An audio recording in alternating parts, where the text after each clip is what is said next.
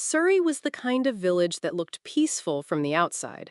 Rows of trimmed hedges, dogs that wore raincoats, and women who nodded politely in bakeries, like everything in their lives was soft and simple. But behind all that quiet, people were breaking, slowly, quietly, like Clara. Clara Whitmore was 31, ran a flower shop below her flat, and had been tired since her late 20s. Not the kind of tired that sleep fixes, more like the kind that settles into your bones when you realize the life you're living isn't quite yours. From the outside, she had what everyone wanted: a husband, a home, and a future planned down to the color of the napkins. But inside, she felt like she was disappearing, bit by bit, smile by smile. She met Hugo Bennett at a charity dinner hosted by Lady Veronica, his mother. Clara had been invited last minute to help decorate the centerpieces. Hugo offered to carry a box of vases.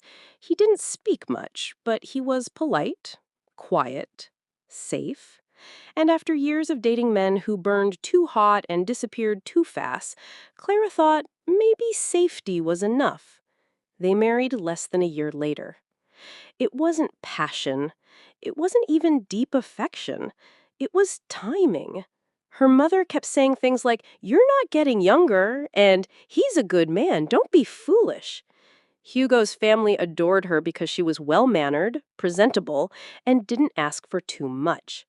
That seemed to be all they needed. Their wedding was elegant. Soft music, perfect weather, not a single stain on the tablecloths.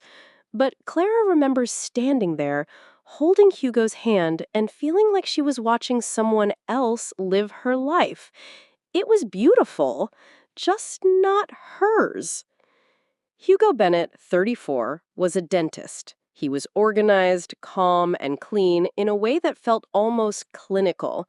He ironed his socks. He folded his jumper sleeves exactly the same way every time.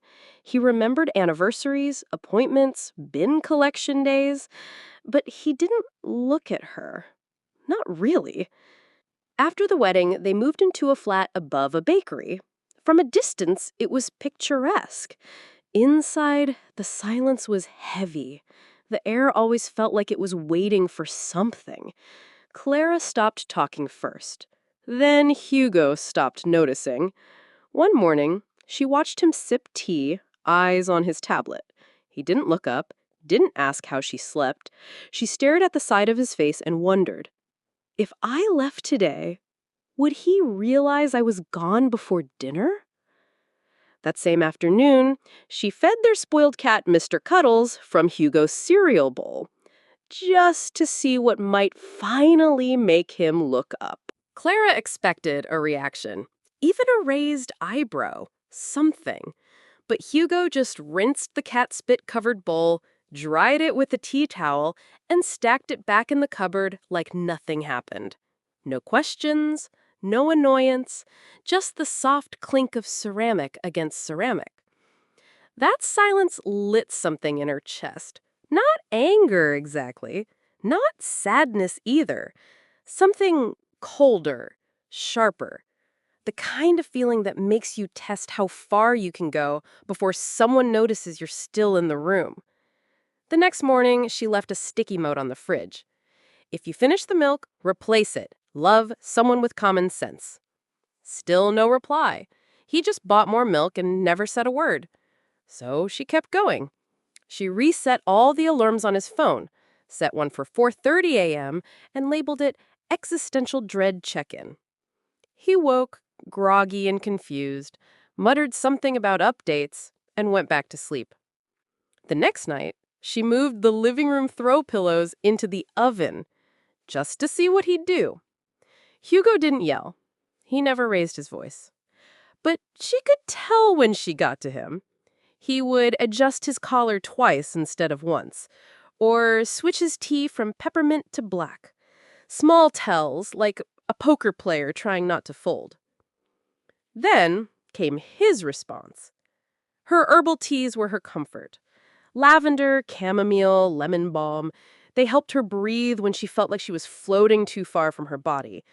But suddenly, Every packet tasted bitter, earthy, wrong. She checked the label. It was dandelion root. He had switched them. She didn't say a word, just stared at the mug in her hand, lips pressed tight.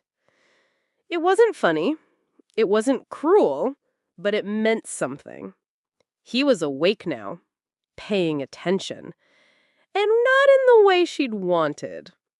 Later that week, she watched him fold his jumpers the exact same way he always did. Shoulders aligned, sleeves tucked in perfectly, creases like they'd been ironed by hand. That night, she painted the guest bathroom bubblegum pink, the brightest, tackiest shade she could find. He didn't comment, but the next morning, all her makeup brushes were gone. She found them later, tucked deep inside Mr. Cuddle's cat tree, covered in fur. Their war had begun, and neither of them said a word. The flat changed, not all at once, but slowly, like a house rearranging itself out of spite. Clara started keeping count. How many things she could move, swap, hide before Hugo reacted. She left the toilet paper roll empty for 3 straight days. When he finally replaced it, she clapped, loudly, sarcastically. He said nothing, but the next day, her car keys were frozen inside a block of ice in the freezer. She was almost impressed. No apologies, no explanations, just revenge. Quiet, strange, and perfectly delivered. They no longer spoke like a married couple. They didn't fight, didn't scream. They targeted. Clara left the front door slightly open every evening, knowing how much he hated drafts. He started reprogramming the thermostat, setting it to 18 degrees precisely, knowing she'd feel it, but wouldn't admit it. One morning, she took it further. She double-booked her flower orders with 2 different suppliers, claimed it was an accident. Except it was Mother's Day week, her busiest time. When the wrong flowers arrived late, wilted, and incomplete, she panicked, logged into her supplier account. Everything was wiped. Order history gone. It couldn't be a glitch. Only one other person knew her login. Hugo. He had deleted everything. She stared at the screen in silence, the weight of it settling in her stomach. Not because she cared about the flowers, but because it was personal now. It meant he had gone looking, chosen to cause damage. That night, she watched him pour milk into his cereal without a glance her way. Calm, controlled. Wearing one of those crisp jumpers he folded like a priest folding vestments. He knew. So she took her revenge. She went to the guest bathroom, the pink one, and added glitter. A full shaker. Into the soap dispenser, into the corners of the mirror, under the toilet seat. It sparkled like a cheap disco ball. The next morning, he walked in, took his time, closed the door. 20 minutes later, he left the bathroom in his towel, face unreadable, glitter on his collarbones.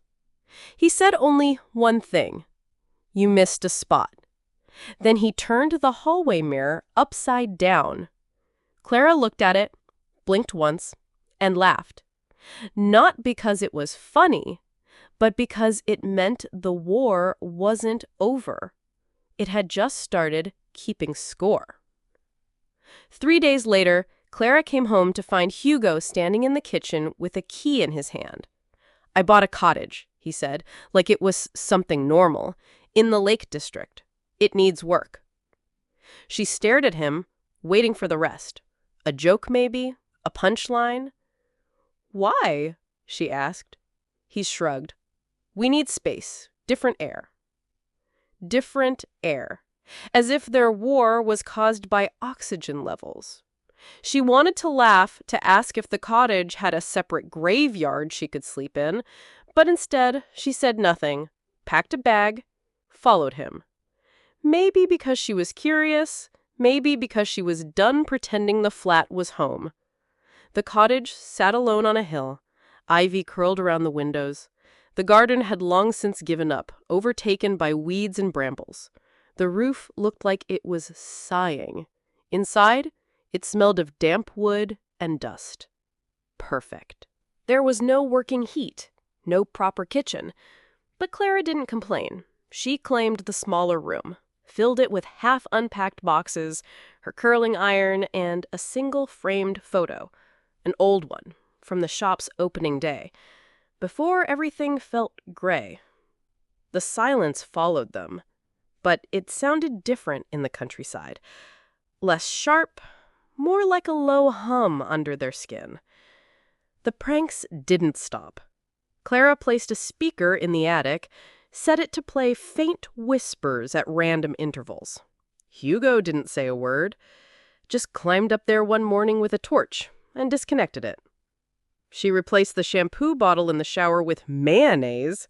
He used it, walked out smelling like salad dressing, never reacted. But the next morning, the kettle was gone, replaced with a handwritten note, "Boil with rage" instead. The cottage didn't help. It made things worse. There was nowhere to hide. They argued over how to hang curtains, over peeling paint, over which tools belonged in which drawer. She cooked rice. He said it was underdone. She threw the whole pan in the bin. He offered to build shelves. She told him to build a time machine instead and undo the marriage. Then came the rain, the kind that didn't stop for days. The roof leaked, the pipes groaned, the power flickered like it was gasping for air. They were both soaked, shivering, exhausted. The war had made them tired, but neither of them stopped, because somewhere under all the bitterness was something else, something they still didn't know how to name. The storm knocked the power out just after midnight. The wind howled through the cracks in the cottage walls, and the fireplace refused to stay lit. Clara stood in the kitchen, soaked from running outside to check if the fuse box was flooded. Her hands were trembling. She didn't know if it was the cold or the exhaustion. Hugo appeared in the doorway with 2 candles and a sleeping bag slung over his shoulder. "No use pretending this place isn't falling apart," he said. "Might as well freeze together." Clara didn't respond, just followed him to the sitting room and sat beside him on the creaky floorboards. They crawled into the sleeping bag, fully dressed, backs pressed against the stone wall. Mr. Cuddles jumped into Clara's lap, wet and annoyed, and curled into a ball. The 3 of them sat there in silence, listening to the storm tear at the roof. It should have been miserable, but somehow it wasn't. She looked at Hugo's profile in the candlelight. He had stubble for once. His shirt was wrinkled. He looked tired and human. That night, no pranks, no glitter, no shampoo tricks, just shivering breaths and the quiet sound of rain leaking into metal buckets. In the morning, she tripped over a loose floorboard and twisted her ankle, badly. She winced as she hit the ground, letting out a short gasp that echoed through the empty house. She expected Hugo to call out, maybe ask what happened from the other room. Instead, he appeared seconds later, picked her up, carried her like she weighed nothing, set her gently on the couch, wrapped her ankle, and didn't speak. He made soup, from scratch. No packet, no tin, just carrots, potatoes, and a tired man trying. He placed the bowl in her hands without eye contact, then sat across from her, sipping his own. She watched him, trying to remember the last time they sat in the same room without an edge between them. "Why'd you bring us here?" she finally asked. He stared at the steam rising from his spoon. "I thought if we changed the walls, maybe we'd stop trying to hurt each other." She nodded once. It wasn't a solution, but it was the first real answer she had gotten from him in months. The soup was bland, too much potato, but she finished every drop. For the first time, she didn't want to throw the bowl. She just wanted to ask for more. The second power cut came without warning. No storm this time, just silence, followed by the sharp pop of the lights dying. Clara and Hugo stood in the kitchen, holding mugs of weak tea. The radio faded to static, and the fridge gave one last sigh before surrendering. She exhaled slowly. Let me guess. Another romantic night by candlelight.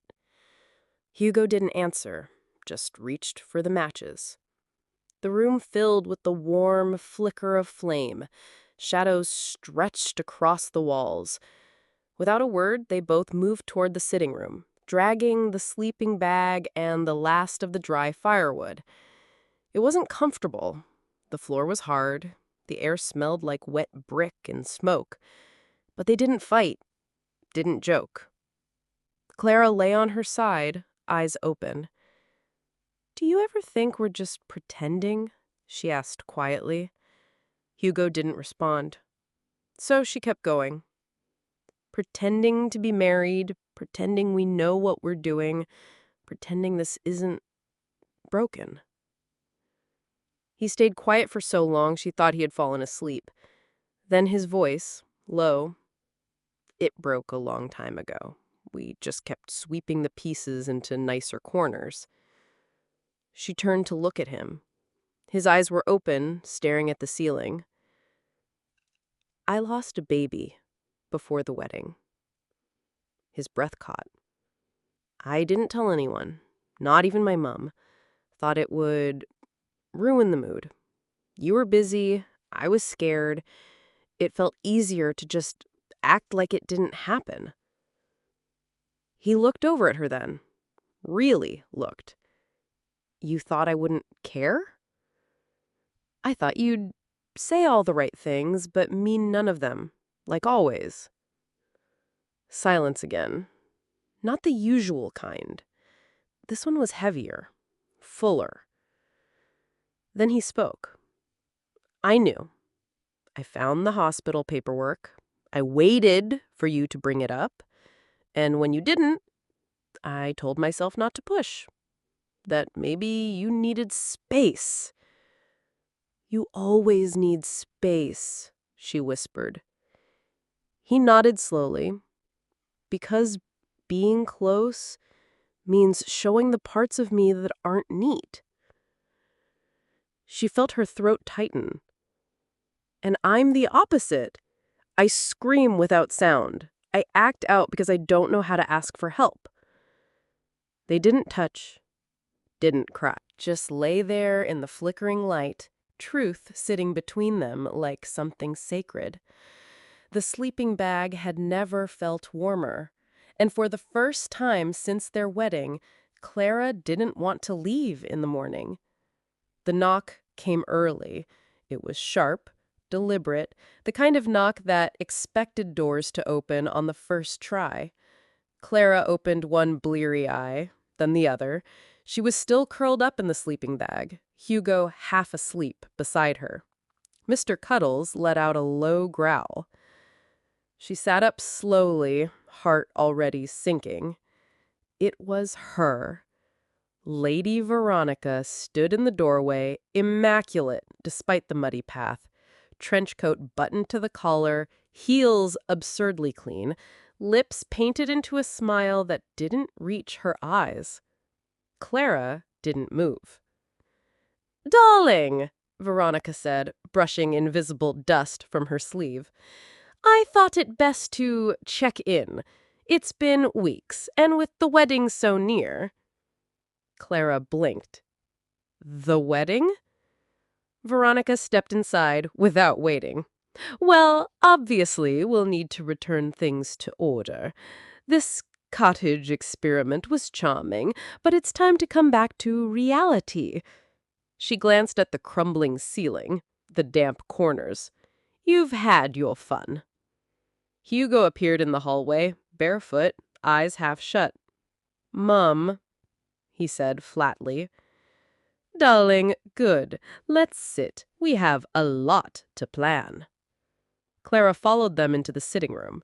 She sat stiffly, arms crossed, while Veronica pulled a monogrammed binder from her handbag. "Now," she began, flipping pages, "the florist is holding your original choices, though, judging by this place, perhaps you've lost your taste for peonies." Clara didn't answer. Veronica continued.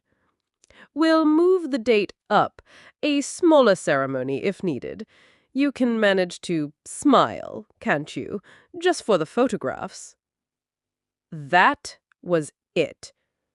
Clara stood. "You can stop now."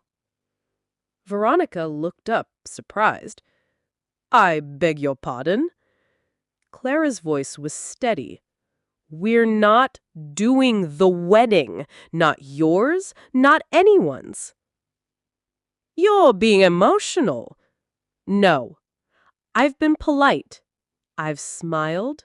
I've worn the shoes you picked.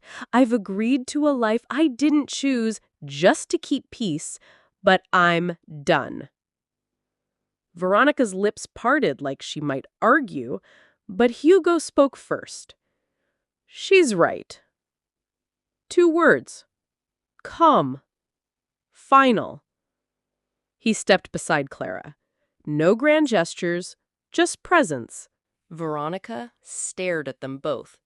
Then she snapped the binder shut, picked up her bag, and walked out without another word. When the door closed, Clara exhaled. It felt like air rushing into lungs that hadn't worked in years. She looked at Hugo.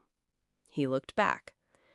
And for the first time, she wasn't waiting for his reaction. She already knew. The days after Veronica left were quiet, but not heavy. The air in the cottage felt different, lighter, like someone had opened a window in a room that had been sealed shut for years. Clara moved with ease, humming to herself as she pulled weeds from the overgrown garden. Hugo fixed the shed door, poorly, but it stayed on the hinges, and that was enough. They didn't talk about the wedding again. One morning, Clara walked into the garden and found him there, covered in mud, holding something behind his back. She raised a brow. "If that's another dead squirrel from the cat, I'm moving out." He stepped forward and revealed a single dandelion, roots still attached, soil dripping. "I didn't have a ring," he said, "but I had this." She stared at it, then at him. He looked ridiculous. Hair messy, shirt stained, socks not even matching. But there was something soft in his eyes, something unguarded. He held it out. No photographers, no champagne, just me, asking if you'll try again, with the real me this time. Clara didn't speak for a few seconds. Then she took the flower, dirt and all. "I don't want a perfect life. I just want a true one." He nodded once. "That's all I've got." They married in the garden 2 weeks later. No guests, no music. Just a crooked trellis Hugo built from old fence wood, and a cat wearing a bow tie Clara made from an old sock. She wore a dress from a charity shop. He wore muddy boots. Their vows were messy, laughing, awkward, honest. Hugo promised to stop hiding behind politeness. Clara promised to speak before she exploded. They kissed under a sky that didn't try to be perfect, just blue enough. When it was over, they sat on the grass and shared leftover soup. No applause, no speeches, just 2 people, still bruised, still flawed, finally choosing each other for the right reasons. And that night, as they lay side by side in the creaky old bed, Clara whispered into the dark, "This feels like love." And for once, Hugo didn't just hear her, he answered. If you've ever been in a relationship that looked perfect on the outside, but felt hollow behind closed doors, You felt Clara. If you've ever stayed silent just to keep the peace, or fought over toothpaste because deeper things went unspoken, you've been Hugo. Tell me, was it worth it? Did you stay? Or did you walk away to find something real? Comment, try again, if this story hit too close. And if you want more raw, unfiltered stories like this, you know what to do. Subscribe, because here we don't do perfect, we do honest.